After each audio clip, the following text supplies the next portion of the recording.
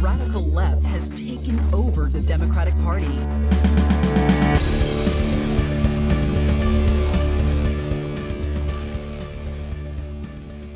Hello and welcome to Think Progressively, covering politics and all the other chaos life has to offer. This is episode 149, recorded on Friday, May 30th from Milwaukee. I'm Joe. And I'm Jason. And on today's episode, we're discussing Trump's big, beautiful bill and all its devastating impacts on Americans forever. Not his Brazilian butt lift? No.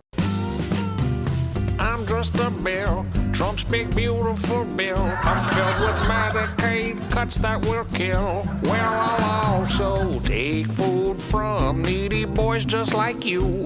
Die, Bill, die! No! I'll see you in hell!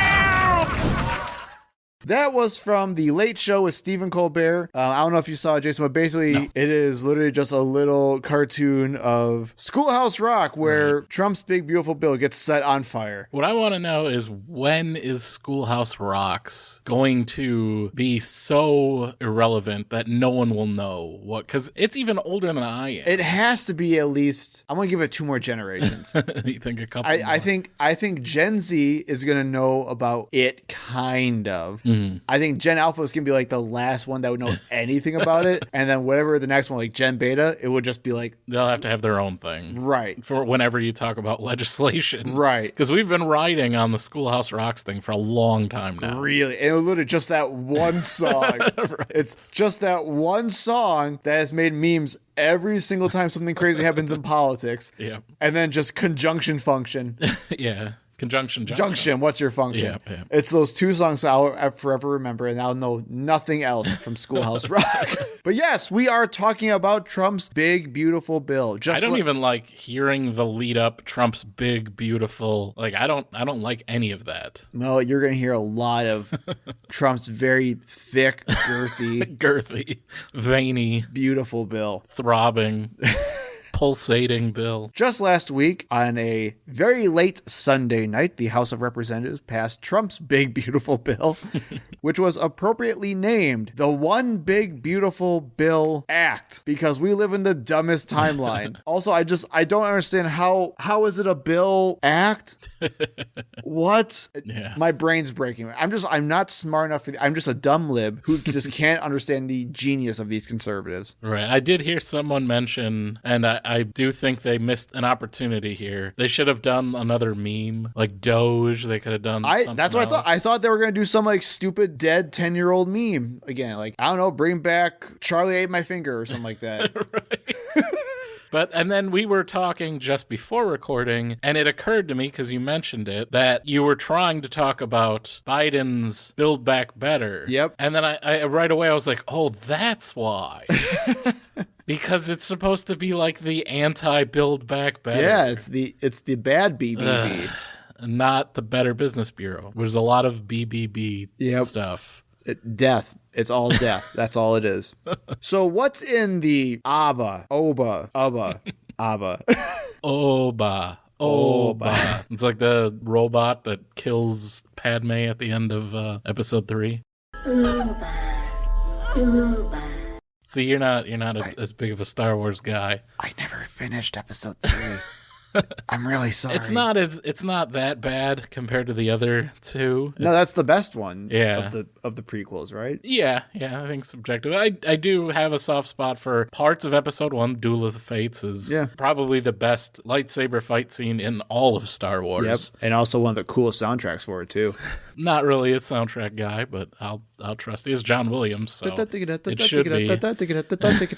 Anyway, what's in the... Oh, that's all I can think about now. She lost the will to live. This fucking robot killed her. Well, that was the last time you're going to laugh this episode, so get ready for it. So what's in this thing? We're going to go through a lot, and I'm going to be honest, the more I looked into it, the more I dove deep down this rabbit hole, the worse it got. So bear with us. It's going to be a pretty depressing episode. So let's start with the permanent expansion of the Trump 2017 tax cuts. The plan calls for approximately $3.8 trillion in tax cuts, mostly going to the wealthiest American individuals. As we speculated previously. Right. And we'll get specific about that just a little bit, but I want to go through all the other stuff first. What else does it do? Well, to pay for all these trillions of dollars of tax cuts, which Doge was supposed to do. Which Doge was supposed to do. Did you see, sorry, I'm going to go on a quick tangent, Elon Musk lose his mind when he was asked about the not coming up on the $2 trillion? No, I did not see that.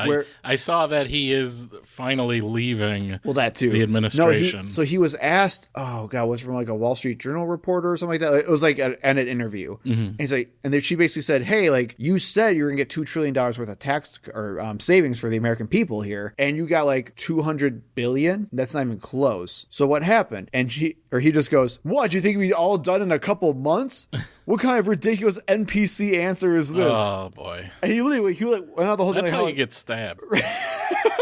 Like, call me an NPC. Let's see what happens. I'll bleed your main character ass out right on the floor. He's such a loser. Anyway, well, the first thing they do, and probably one of the biggest things they do, is gigantic cuts to Medicaid. According to the Congressional Budget Office report, which I will include in the notes, the plan would cut $700 billion in Medicaid funding, effectively kicking off 8.7 million people immediately. There's another 5 million people that will get kicked off based on some Medicaid expansions that, if they weren't continued, would also get kicked off. So you may see some like debate and controversy over like the Democrats are saying like 13 to 14 million people, and Republicans are saying they're overstating it. Technically, it is like close to 14 million people.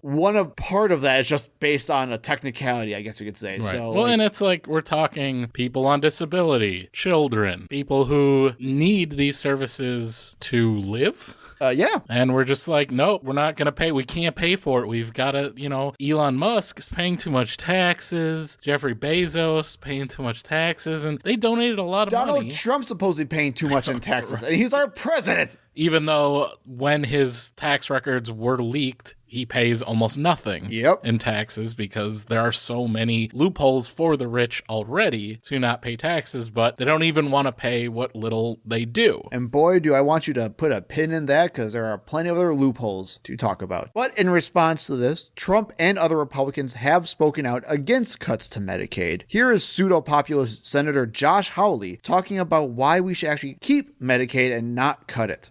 Do you agree with the Speaker? Is this bill not a cut to Medicaid?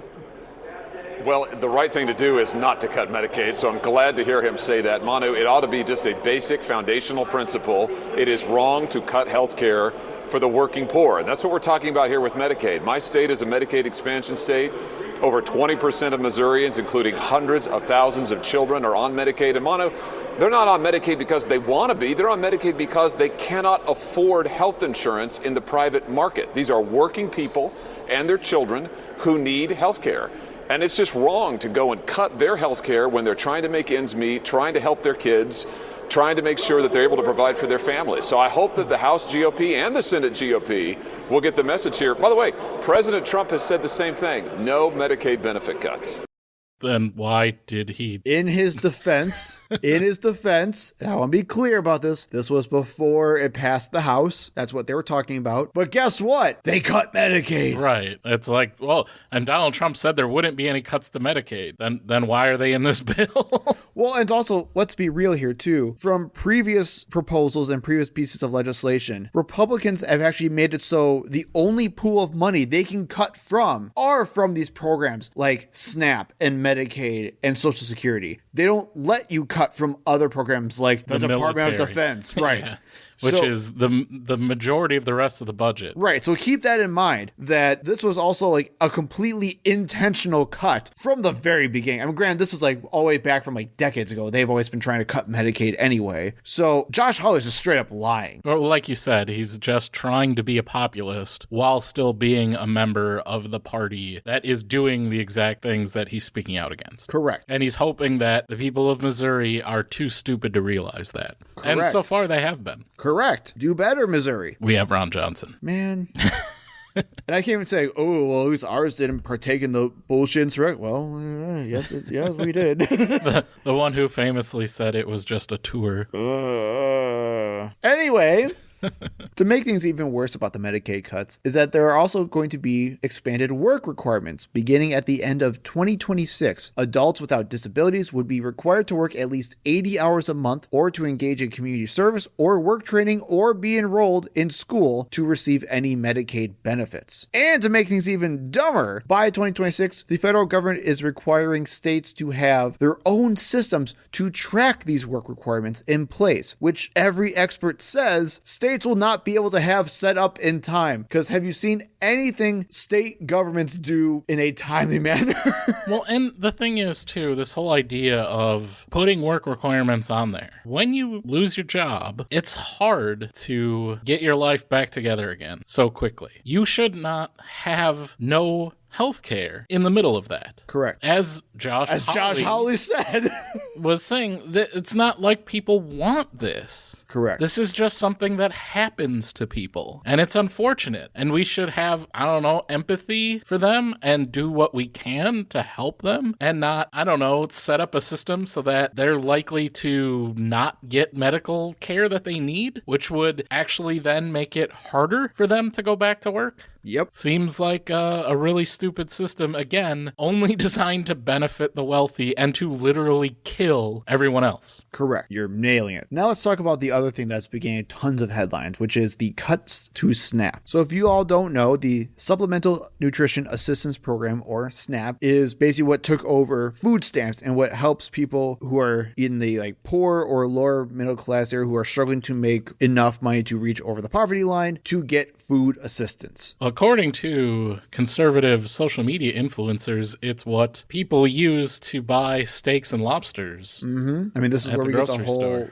This is where all the welfare queen stuff comes from. Yep. You should have to subsist on cardboard and Elmer's glue if you're on nutrition assistance.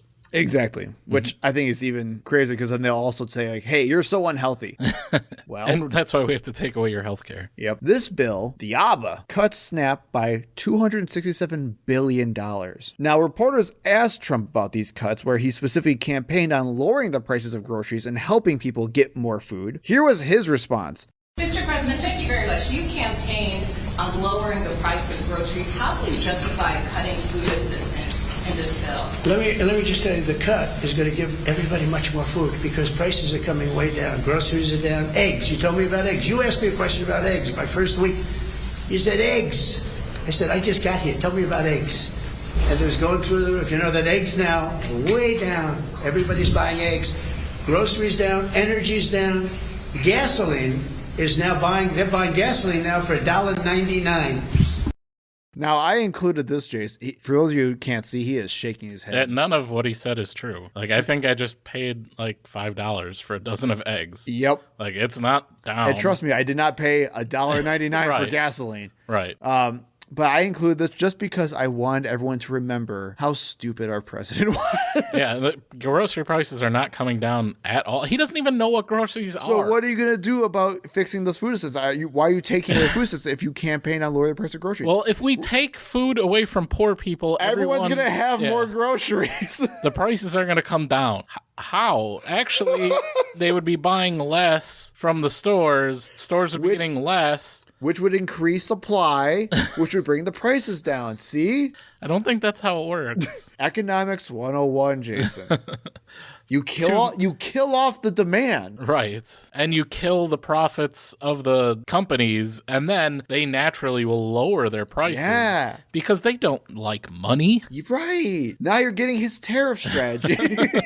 They won't raise the prices to keep their profits at the same level, if not higher, which is what they're legally obligated to do. They would never do that. The Trump administration is also pushing for states to have their own systems for SNAP as well, just like with the cuts to Medicaid, also including more work requirements, and with both for a lot of these things, anything that could be considered a benefit, they require social security numbers to have anything. So if you are a non-citizen resident here in any way capacity, you cannot get access to any of this, even though We used to be able to do that to make sure that we had a healthy society. Now we just don't do that anymore, I guess. And just for perspective, in Wisconsin alone, over 700,000 people are set to lose a combined $314 million in food assistance that is now expected to be supported by the state. And this is also why I want to talk about a lot of the stuff with this bill. You will see a lot of these cuts being justified, saying that it is not the federal government's responsibility to do these things. We should have states given the autonomy to run the states as they are. The whole states' rights argument. This is where that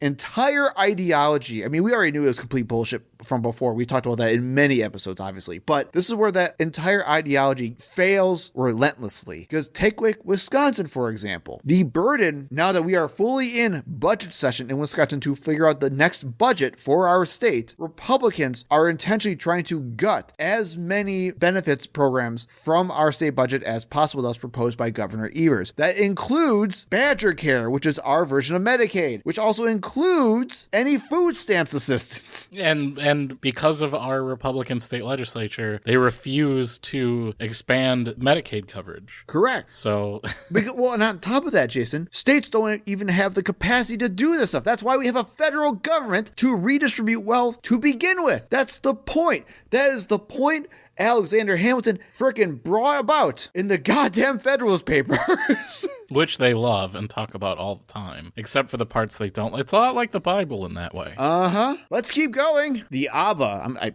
I can't. I'm just going to keep saying the bill. The bill also allocates $46.5 billion to complete Trump's border wall and new ICE detention centers. This would be an increase of 13 times. I thought wait. Complete the border wall. I thought we had open borders under Joe Biden. I thought it was like we were literally putting up those escalators, like the just to go over that you can walk faster on, like at the airport. Like we were just installing those. Oh, I thought we were just giving them straight rides. We're just helicopter dropping these people. What do you mean finishing an existing wall?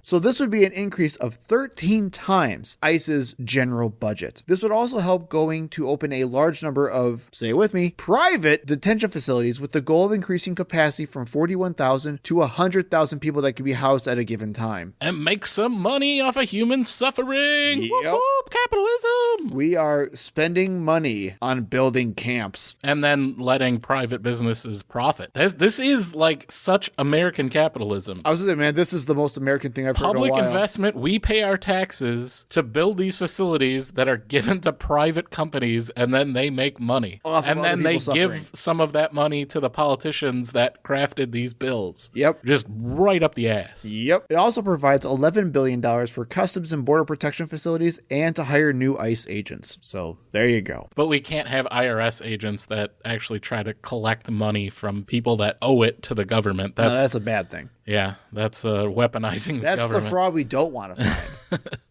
But we can definitely put kids in cages. Sticking in immigration, Trump also plans on creating new fees just to immigrate here. For the first time in American history, it is going to cost money to apply for asylum, specifically $1,000. Is he going to sell it on QVC?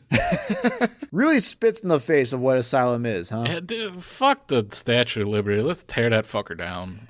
We do not deserve it anymore. And also remember, asylum cases can be triggered unintentionally and automatically. Like in the story we talked about where all the crazy Trump immigration stuff that I brought up like weeks ago or whatever, a month ago or whatever it was now, with the story of the biotech professor from Russia who was pressured into saying not to send her back or let Russia know out of fear for her life after being accosted by customs and ICE. Well, at least she could probably pay for this, right? I guess. That's the right kind of immigrant. It also creates a $550 charge for work authorization applications, which need to be renewed every 6 months, a $3,500 fee for sponsoring unaccompanied children without legal status. So, like, even if you just want to make sure the child has a good life, you gotta pay $3,500 for it to ensure that, I guess, more children don't have homes. I don't know. Yeah, just to reduce the number. And then a $500 fee for applying for temporary protected status because, man, if you need to flee your country, don't come here, I guess. Right. Unless you're South African and white. Now let's go back to those tax loopholes you were talking about, Jason, and talk about SALT. Trump wants to expand the state and local tax, or SALT, deduction. And so what is it? Basically, the SALT deduction allows for individuals who itemize their taxes to deduct certain taxes already paid to their state and local governments. Some of these taxes may include property taxes, sales taxes, or income taxes. So you can deduct your local taxes as like some kind of expense. Basically. Yeah.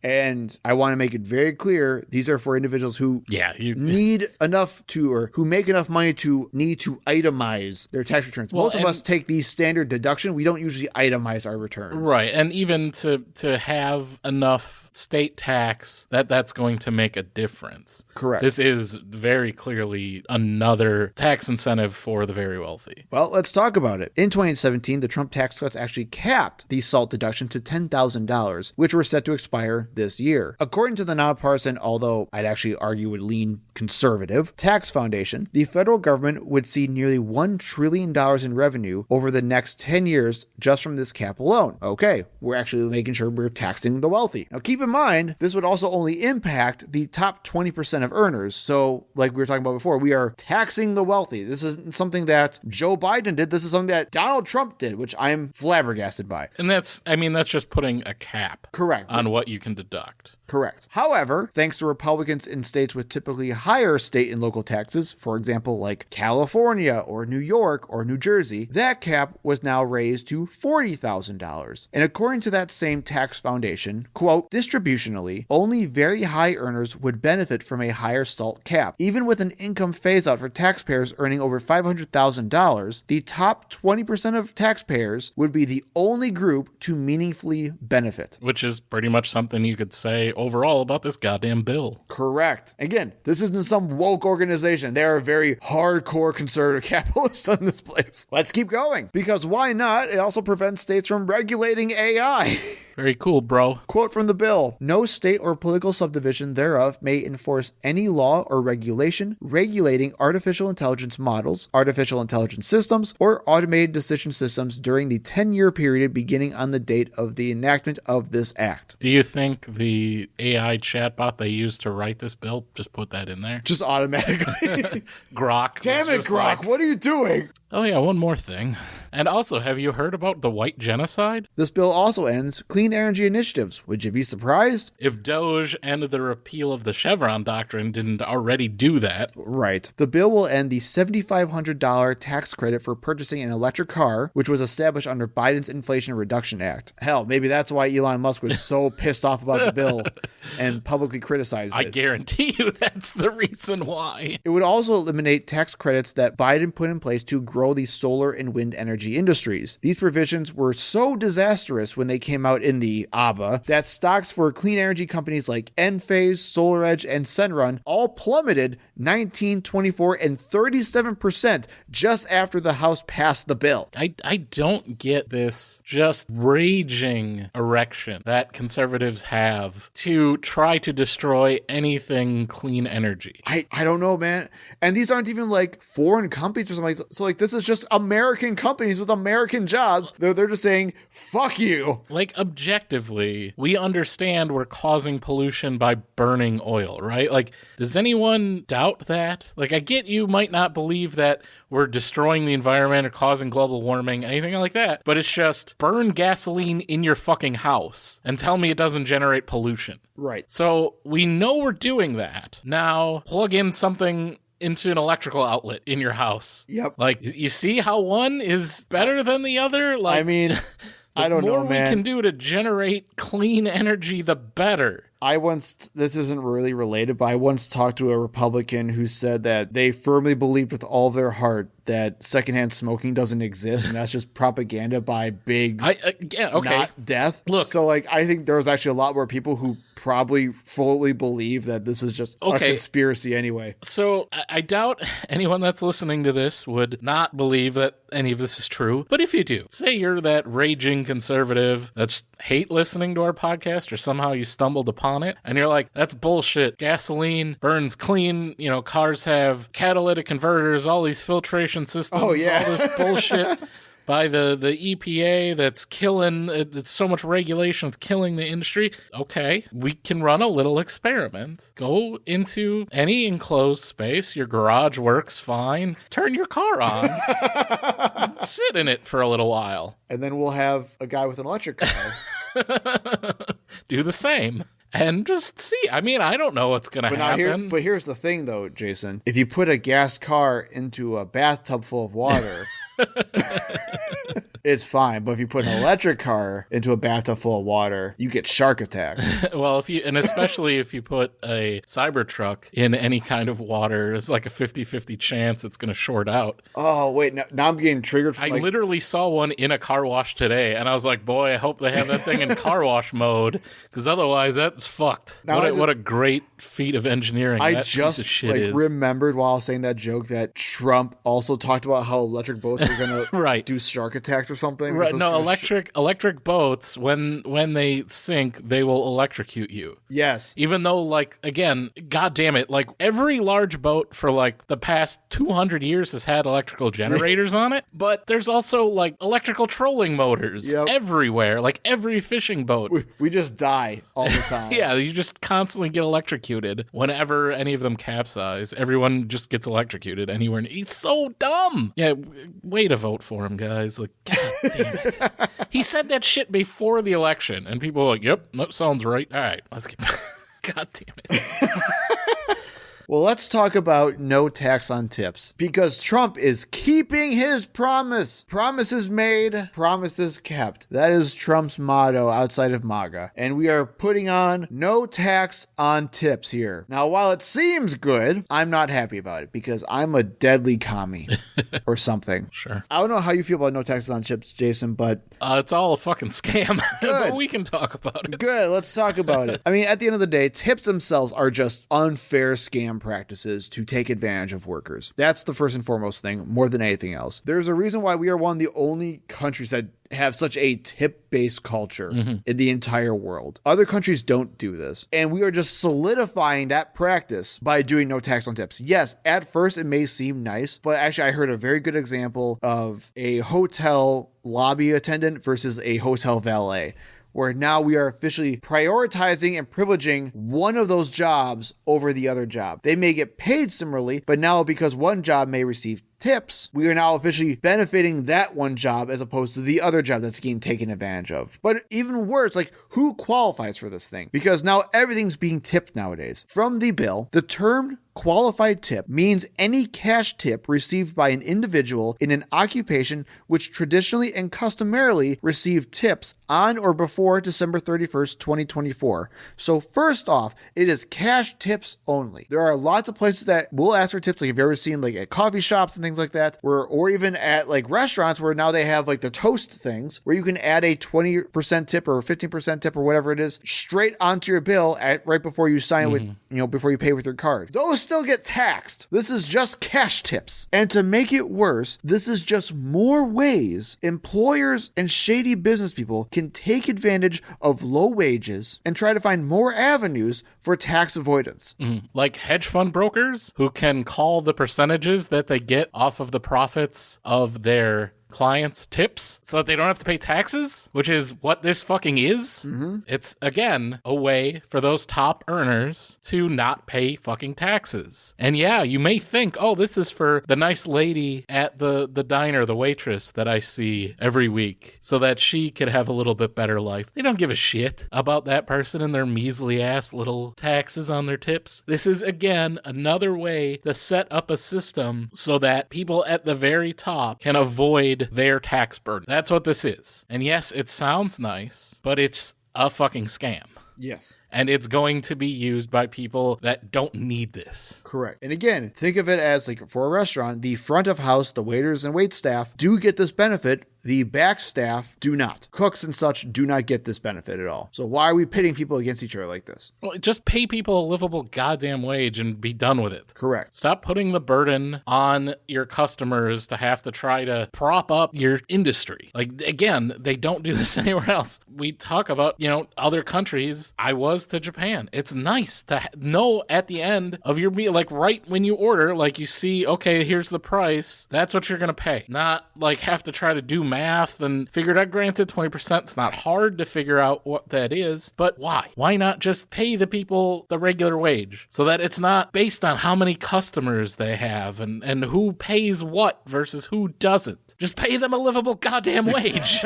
It's not hard. And yes, you'll see the prices go up, but you're paying it anyway. Yep. You're right now, if you're not an asshole, paying 20% more now. Is usually the minimum to not be an asshole. So yeah, the price will go up. But if you're not already paying that anyway, fuck you. And I hate the idea that your perceived performance by someone who doesn't know shit about what you do is going to affect the money that you take home. That is not like that anywhere else. I have bad days. You know what? They pay me the same as when I have good days. Yep. Or even if you have a good day and something else that's not even in your control. Like they just don't have a 5 on them or something like that. Right. Well, sucks to be you, I guess. Mm-hmm. It's just dumb. For the people that you think this helps, just making them have a livable wage that they can count on would be better. And it's just set up for abuse by the people that you don't want to have this because they don't need it at all. They're already making millions of dollars. Again, this is all just a scam.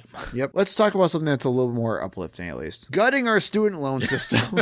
Well, if we gutted our student loan system, I think that would be better. But unfortunately, we are just making the student loan system worse by still keeping it intact. And then just also making worse on top of that. Right. Well, we're just as we've been continuing to do. Right. Not doing anything to fix. Remember, that was the Republicans' big thing with Joe Biden's tax relief for student loans is let's fix the system. Yep. Why would we just forgive loans when we know the system's fucking broken and predatory and takes advantage of people and fucks them? Why don't we fix the system? Well, let's make it harder for people. Right. Let's just make it worse. Forget fixing it. Let's, one, not forgive any student loans because, fuck you, be in debt slave. And two, just make it harder for you to do it in the first place. Yep. And more expensive. So how specifically are they doing this? Republicans plan on cutting more than $330 billion by dismantling several of Biden's adjusted loan repayment systems, cutting access to Pell Grants, and ending PLUS loans where the government would cover the interest on those loans. Get fucked. Yep. Analyses have shown that this would only increase the cost of college, force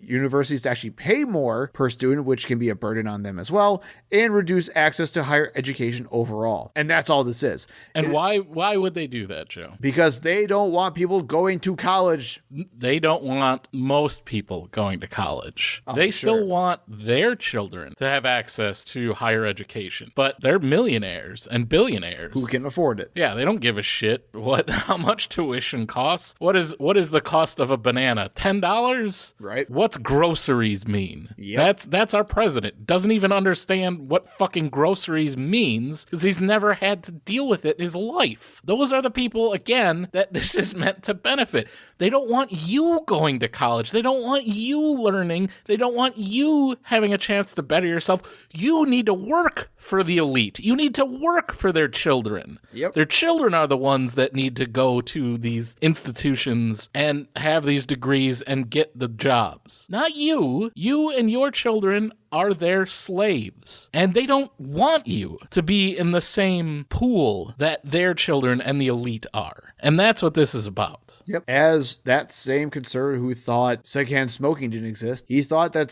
there had to be some people who weren't given access to education, so there were people who could fill up the McDonald's line. Yeah, work in the fucking mines. Yep. As long as it's not me and my children, it doesn't matter. We own the mines. You work in the mines. Get the fuck back to work. Maybe we'll give you a day off at some point. Maybe not. Let's stick in education because this bill also creates a tax haven for those giving money to voucher schools. Hooray! The bill is set to give $20 billion in tax credits to donors for voucher schools. It also creates an exemption for paying capital gains tax if donors were to give appreciating stocks as donations to voucher schools as well. Hooray! Yeah, fuck public schools. Again, it's about dismantling the public school system and propping up the religious private school system. Correct. Which is, again, where their children go to. Let's stick with education. Even though this is not technically education, you'll get where I'm coming from in about 5 seconds. The bill also allows the Treasury Secretary to designate nonprofits as, quote, terrorist supporting organizations and revoke their tax-exempt status without due process. Tell me again about lawfare.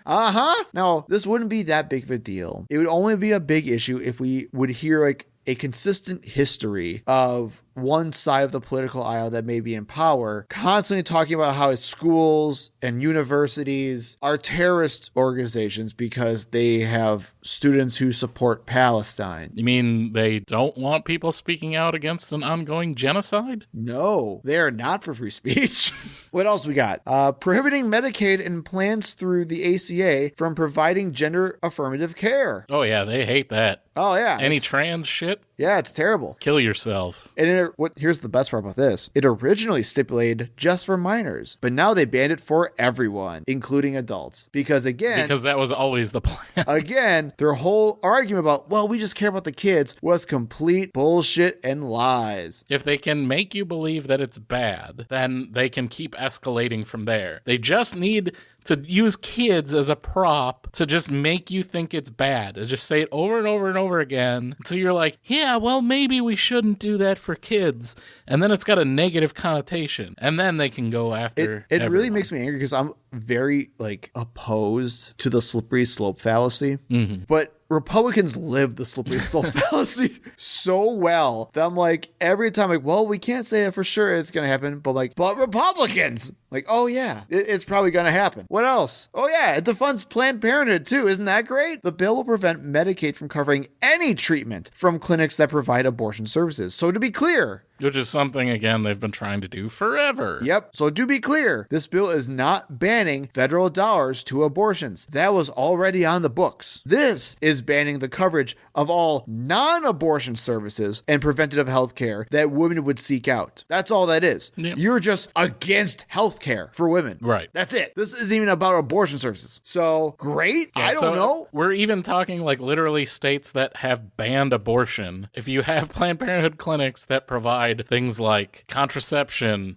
education services, standard health checkups. Nope. Fuck all that. Yep. This may be one of the least talked about ones, but is one of the scariest, in my opinion. There's a provision in this bill making it significantly more difficult for federal courts to hold the Trump administration in contempt if they fail to comply with a court order. But Joe, that's too insane to be actually in there though, right? I like how in your hypothetical there's anyone who is like, oh, they wouldn't do that. It's the Trump administration. Shut up. Poor naive theoretical person. Yeah. On page 544 of the bill, I'll include the damn text in the notes. Quote, no court of the United States may enforce a contempt citation for failure to comply with an injunction or temporary restraining order if no security was given when the injunction or order was issued pursuant to Federal Rule of Civil Procedure 65C. We're getting into lingo. Hey, bear with me. Whether issued prior to or on subsequent to the date of the enactment of this section. Now, that was confusing. Especially because you misread a couple of the words. Shut up! That's okay. Jeff Feldman, a professor at the University of Washington School of Law, explained it further by saying this, quote, while the language in the bill does not eliminate the court's ability to enforce contempt charges against the government by conditioning contempt power on the requirement that security have been posted, the language makes it much more difficult to obtain an enforceable injunction and likewise makes it much less likely that a government agency or individual will be found to be in contempt for failing to comply with the terms of that injunction. Basically meaning you're adding 50 more hurdles. Yeah, 50 more hurdles in the judicial process to make it so that the government never faces any actual accountability for what they did. So when we are talking about Trump not complying with sending people illegally to El Salvador, oh well, because when you make the rules, you could say what you're doing is against the rules or not. It's like Calvin Ball. Yeah. Now, I'm assuming that most of you listening may not have known about this, but don't worry, you're not the only one. I had not heard that one. Republicans also didn't know about this either. Listen to Mike Flood out of Nebraska admit during a town hall that he didn't even read the bill he supported. Hello, Congressman Flood. Please let him answer my question. I share your concern for our national debt, but the ends do not justify the means. Can you please tell us why you voted to approve a budget bill that includes Section 70302, which effectively prohibits federal courts from enforcing contempt orders? Please let me ask my question. I only got 30 seconds. Which would then allow current and future administrations to ignore those contempt orders by removing the enforcement capabilities.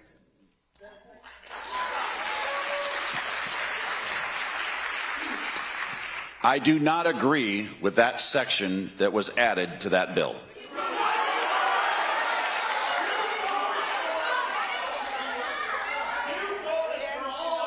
I will tell you this. I believe in the rule of law.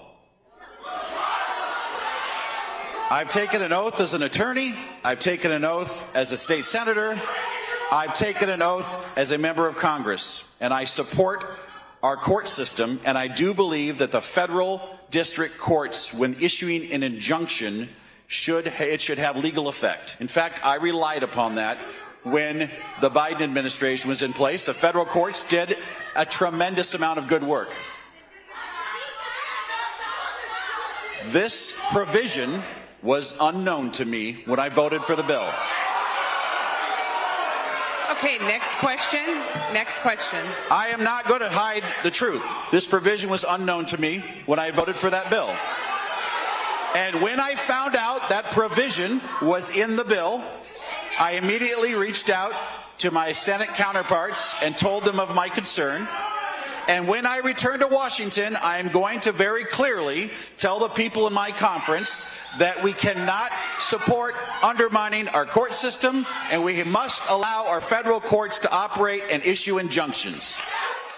I just forgot and didn't see. I just didn't see the fascist part of the bill. I'm not bad. I'm just incompetent. And you know very well, someone who has worked in state legislature, they have people for this. There is like a whole group of people that work for this representative whose job it is to read these fucking bills and tell them what's in it. Well, it's almost like they did a very quick emergency turnaround in the middle of the 3 a.m. in the middle of the night, and they were just told, or if you listen to some other reports, threatened and cursed out by Donald Trump over the phone to sign this or to vote for this bill. And they actually had no idea what they're signing because it's 1,000 pages long.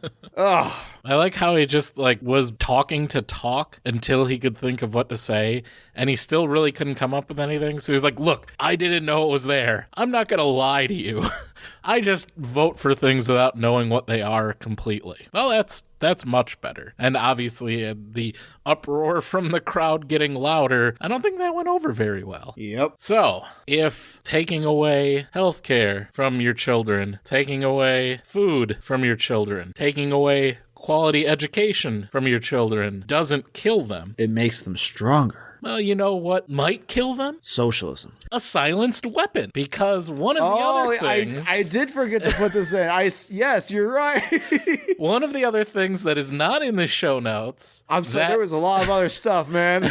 You're right, I'm sorry. That this bill did was remove the $200 federal tax on suppressors or silencers. I don't... Well, because... Listeners... Jason, the kids screaming is noisy enough as it is. We don't need more sound, all right? It hurts our ears. Honestly, if there's anyone who is like an ammosexual out there, try to defend why anyone would need a suppressor on a weapon.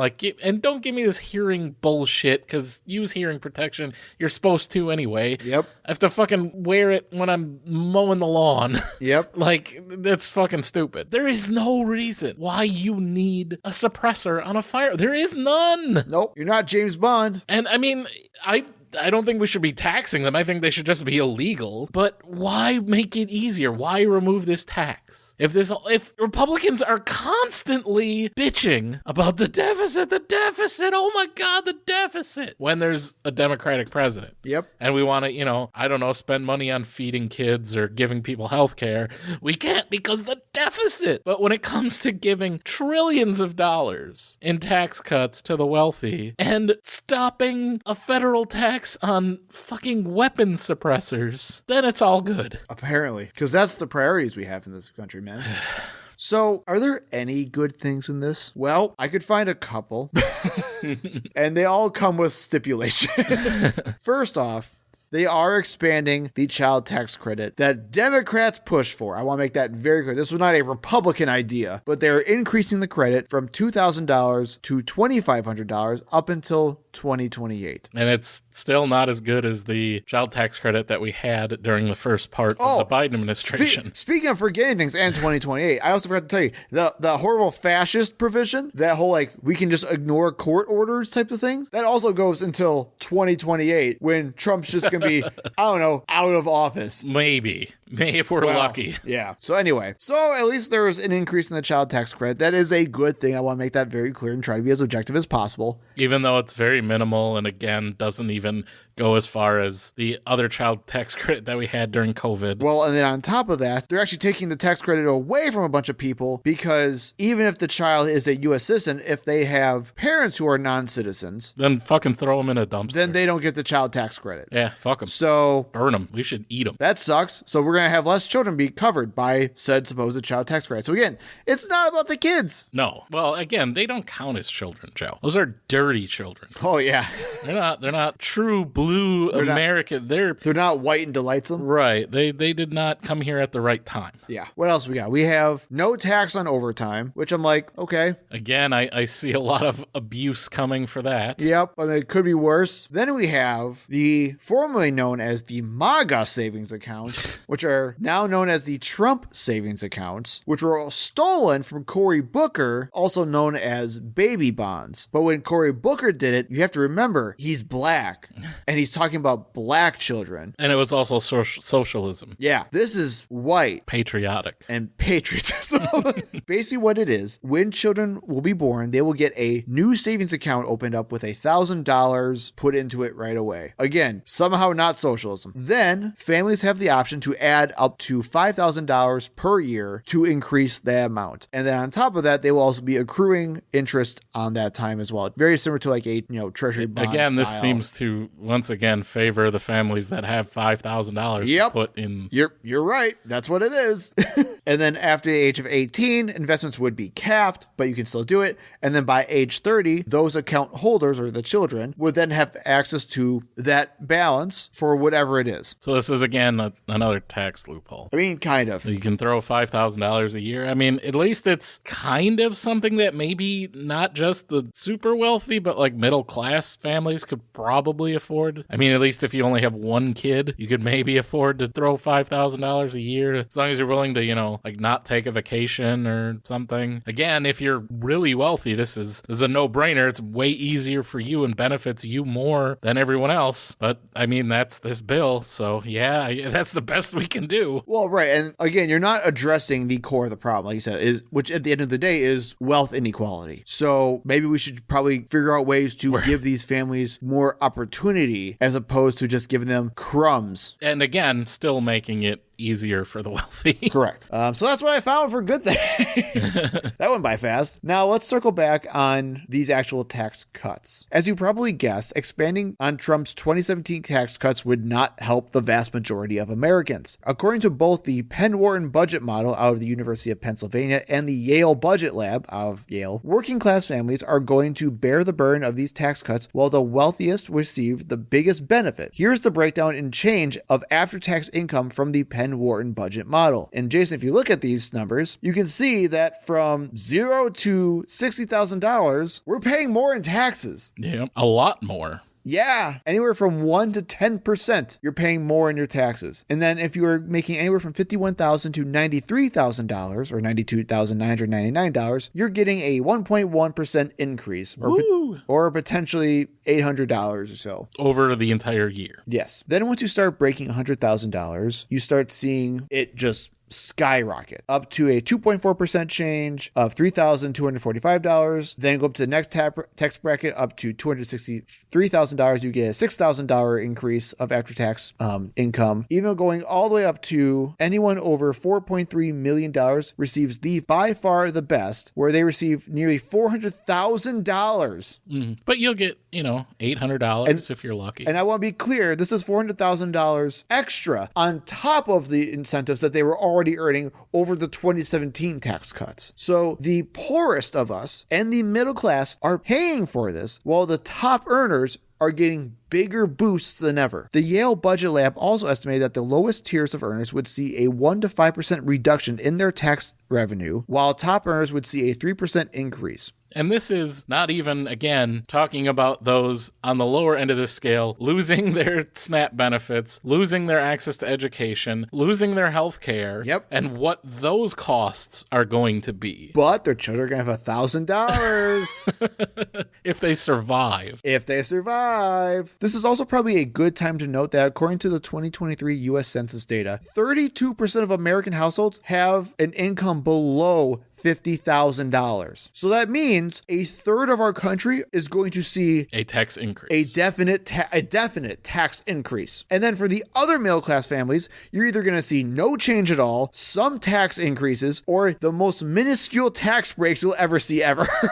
Which was exactly what the Trump tax cuts were to begin with. Yes, and we're making those permanent and worse. This is also coupled by the fact that lower and middle class families are also set to bear the most burden of Trump's tariffs. We talked about that in your episode, Jason. According to the Yale Budget Lab, quote, tariffs are a regressive tax, especially in the short run. This means that tariffs burden households at the bottom of the income ladder more than those at the top of the share of the income. The regressivity is about the same when looking at all of the 2025 tariffs. The burden on the second decile, or the lowest part of taxpayers, is 2.5 times higher than the top earners. So great, we are decimating the middle class. Yeah, that seems right. But at least, Jason, we are saving money and we are controlling the deficit and we are running a balanced budget like Republicans are saying. Except we're not at all. Never are. Republicans add the most to the deficit. It's been proven time and time and time and time again. But yet somehow people buy into this notion that Democrats are bad for the economy and bad with money and they add debt. And Republicans are super good, even though it's never been that way, ever. It's been exactly the opposite. For my entire life, Republicans have always added dramatically to the deficit, which honestly, I don't give a fuck. Fuck the deficit. It's not real. It's a bunch of bullshit anyway. But if we're going to harp on this as much as conservatives do, try to stay somewhat consistent. Right. Like, face fucking reality. Yes. And as you can probably guess by our reactions, this ABBA. I'm probably putting that clip in here like 10 times. You have to now. And that's all the work that you put on yourself. I want to make that very clear. Well, once I have it once, I can just put it in here a bunch. It's fine. This Uba adds about $4 trillion to the national debt. On top of that, this bill also increases and lifts the debt ceiling, something Republicans threatened to let our country default over and destroy the world economy back when Biden was president. I don't know if you remember that fight, Jason. That's happened a few times. I mean, yes. But now apparently it's just fine to raise the debt ceiling because a Republican is president. Nothing matters. So hooray! That's the way it works. Is the deficit and the debt ceiling bad? It's like the flow chart. Like, is there a Republican president? Yes? No, it's fine. No? Oh my God, we're all gonna die. Basically. Then on May 16th, Moody's Ratings cited that Trump's tax plan as the reason for downgrading the U.S. credit rating. Specifically, they cited the increase in costs and the lack of revenues from all the tax cuts. Because guess what? That's how things work, Jason. Right. When you increase tons of costs, but then have zero revenue to back it up, it doesn't equal out somehow. That's okay. We could just be like all of Trump's failed businesses and declare bankruptcy and let somebody else hold the bag. Great. And that somebody else is going to be everyone after Trump dies. I was going to say, yeah, the future generations. And the best part of this entire thing is that economists and financial experts all basically agree that this won't help anything as far as the economy goes. That Penn Wharton budget model that we discussed earlier also said that with all this debt accruing, it would also increase the US GDP by only around 0.5% at best. And we wouldn't even see that for another 10 years. That's what all of this comes down to. And that's much less than the GDP normally would increase in that on time. average, it increases a couple points per year. Right. Experts are also saying that inflation and interest rates are expected to rise dramatically because, duh, this means home, car, and business loans will be much more expensive and ultimately unaffordable for tons of people. Yeah, but if you're wealthy, who gives a fuck? Well, like you said, prices of goods are also expected to continue increasing from the fallout of these stupid tariffs, which are going to tank small businesses. Another thing that Republicans keep saying they're for. Kent Smetters, a professor at the University of Pennsylvania, said that any incremental growth from the economy would come off the backs of the lowest income households. He also added that this volatility after the chaos of Trump's tariffs would act as a wake-up call that the United States is no longer too big to fail. And this also comes after the news, Jason, where I don't know if you saw the whole Trump interview where now Trump's pissed off at the word taco. No. Anything with that motherfucker talking, I'm not interested in listening to. Because now Wall Street is now all saying taco because Trump backed out all of his tariffs because he freaked the fuck out. And the taco stands for Trump always chickens out. Because every time there's a huge crash in the stock market, Trump chickens the fuck out and then the market rises again. So now they're all just saying taco to make it so like, oh yeah, well that's how the market balances itself out. That's not true. I never eat chicken. Everybody who knows me knows. I go to the restaurant to eat chicken. Big Macs, quarter pounders only. I never eat the chicken sandwich. Trump never chickens out. I'm a big beef boy. Another BBB. Our big, beautiful beef. Oh, that needs to be Arby's.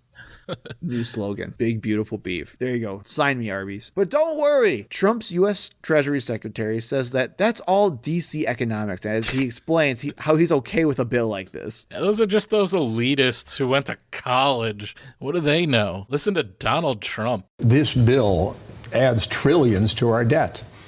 How is that acceptable to this administration? Well, again, you're referring to the CBO scoring, I believe, which is tenure scoring, and it's DC style scoring. So we think that we can both grow the economy and control the debt. And what's important, Bill, is that the economy grows faster than the debt. So what I would tell your viewers to focus on is what I'm focused on, is what Secretary Yellen was focused on, is what is the total debt to GDP? Because we can grow our way out of this. That if we change the growth trajectory of the country, of the economy, then we will stabilize our finances and grow our way out of this. This is some Enron shit. Isn't it? Now, if I were you, I'd be terrified by that answer because outside of just straight up Enron level scam stuff, like Jason was saying, how desperate does that sound to you? Right. Oh, yeah. Well, first he said, no, it's not going to. But then it was basically like, yeah, well, what does the Congressional Budget Office know? It's only like their job to understand what the costs of legislation is. Fuck that. But you know what we'll do, even though, yes, I'm now granting that it is going to add to the deficit, even though a second ago I said it wasn't, we'll just make way more money. Yep. I'm not going to say how, but we'll do it. Well, we'll just so much more money. Imagine your like CEO or your company like manager just comes to you and says, hey, we are like in the fucking red right now. Like it's really bad and we're about to add way more to that. But don't worry, if we just have a really good quarter, it'll all be fine. Well, it's okay. It's like every business that's ever merged and they say, oh yeah, well, you know, this decreased competition, it's going to make a lot of sense for our business. Prices are going to go down everywhere. It never fucking happens. Right. Ever. Or it's exactly what happened during the first Trump cuts when they said, yeah, it's the largest corporate tax cut in American history. It's going to be great. Wages are going to go up, all this money. And none of it fucking happened. Wages went down. And instead, all of that money went to shareholders in stock buybacks. Yep. So it's the same shit. Like, oh yeah, no, trust us. Give tax cuts to the super wealthy. You know what that's going to do? That's going to grow the economy like crazy, like you never seen. Bullshit. Instead, it's just going to, again, put more burden, more hardship on everyone else. But they don't fucking care because that's not who they care about. And they never have. Despite the fact that the people that are going to be most impacted by this are some of their strongest supporters. It's fucking baffling. I know. Now, it wouldn't be a liberal progressive show, Jason, if we couldn't bitch about the Democrats a little bit. Woke. So this leftist propaganda. This passed the House on a 215 to 214 vote. It also just so happens that 3 Democratic seats are currently vacant because those representatives recently died, including Rep. Jerry Connolly, who recently passed away from cancer at the age of 75, shortly after being chosen by Democrats to be the ranking member of the House Oversight Committee over AOC. Yep, and who didn't announce that he had cancer until the day after he was reelected. Yep, and the 2 other ones also passed away in their 70s. Right. Now, again, gerontocracy. Look, I'm not saying we would have beaten this bill. Well, we would. I mean, just numbers-wise. Well, hang on. Well, yeah, if you account for the Republicans that are also absent. Right. What I'm like, so overall, like, we would not have beaten this bill. They do have a majority at the end of the day and would have ultimately passed it. But literally, if 2 of these people were still breathing, we would have stopped what was happening for sure. Yes. And it makes me very angry that we are shooting ourselves in the foot when everyone is begging Democrats to be a strong defense against this tyrannical, fascistic nonsense. Job. And they should have seen this come, right?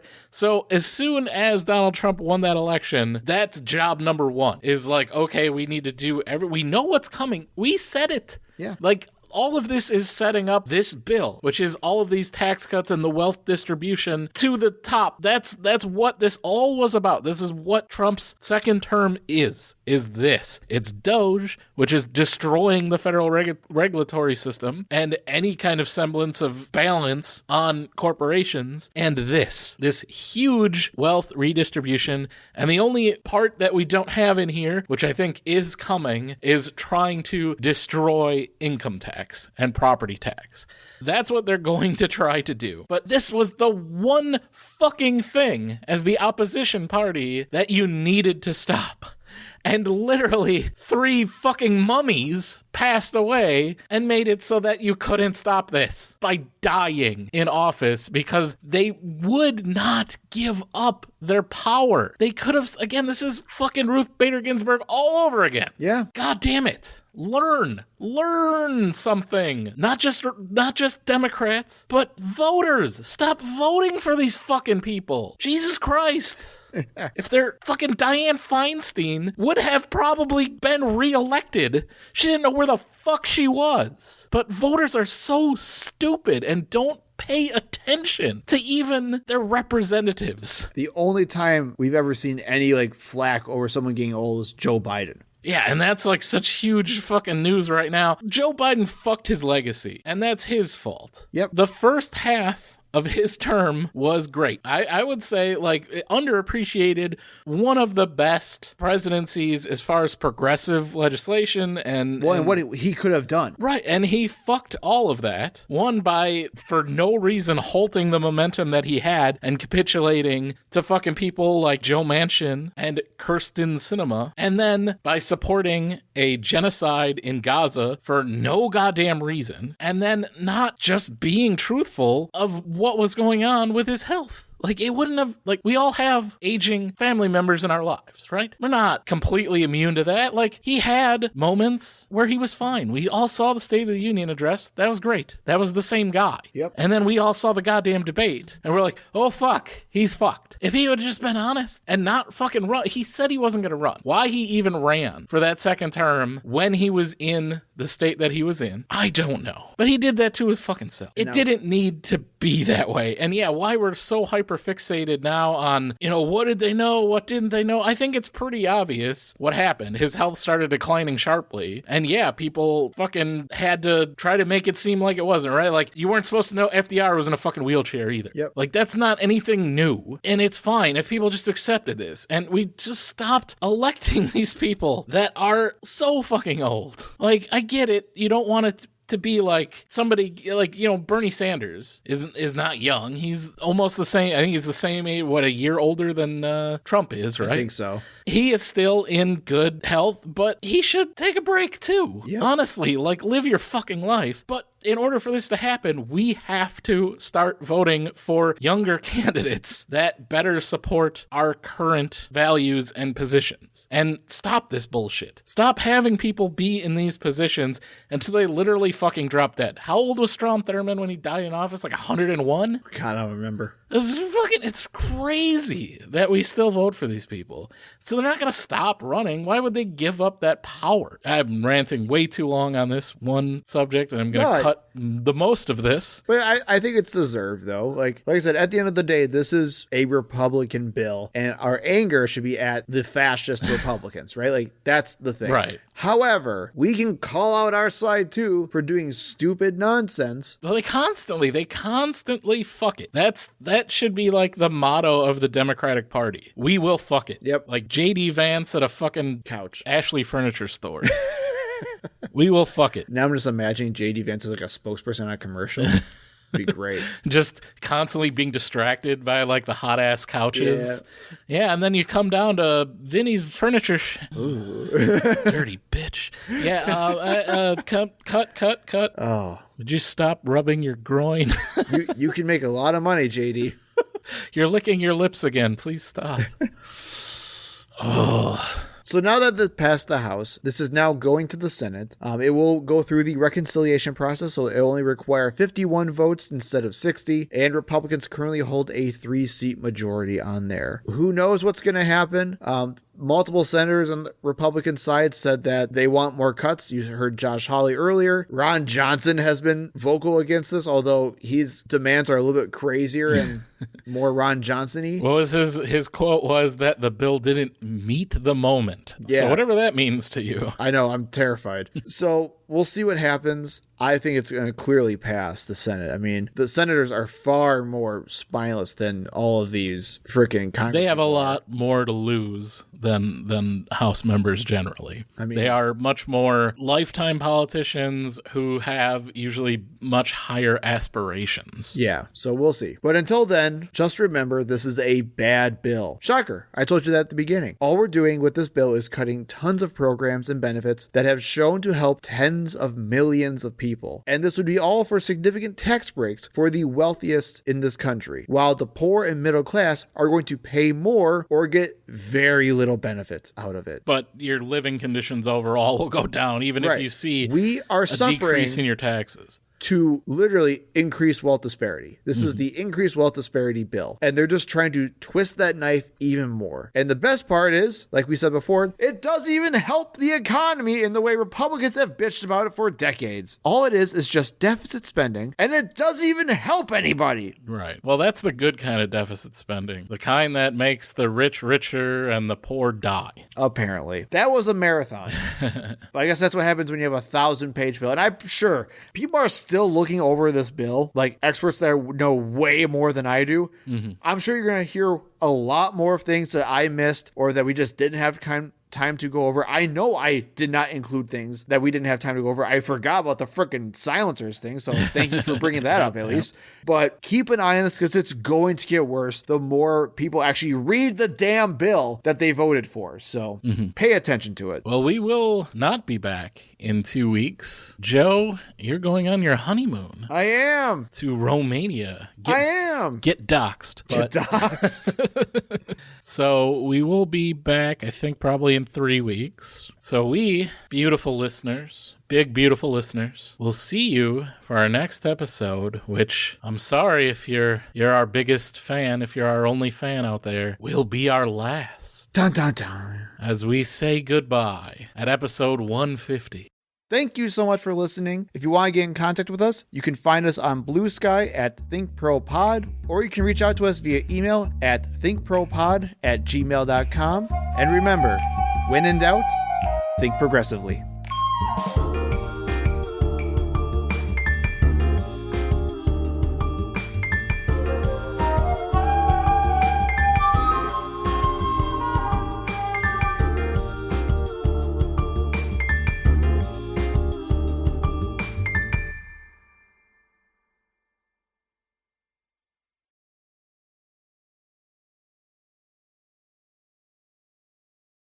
Because I've been to E3 twice, and I think I've told you this before, but we were just kind of hanging around, and some guys were like, hey, we're doing this show for our new game. We don't have a booth out on the show floor. Do you want to come up? We're doing it out of our hotel room. Do you want to come up and see? And they didn't really say who they were or anything. That sounds sketchy as fuck. It does. It does. But I was like, yeah, sure, man. So you went to the rape room. Yeah. So we get up there, and it's fucking Valve software, and it's Half-Life 2. Shut that up. They're showing. So we got to see like a pre-launch version of Half-Life 2 in a hotel room. Yeah, in a hotel room. I mean, like, I wouldn't have known who any of these people were at the time, but Gabe Newell could have been there. I don't know. Right. That's funny.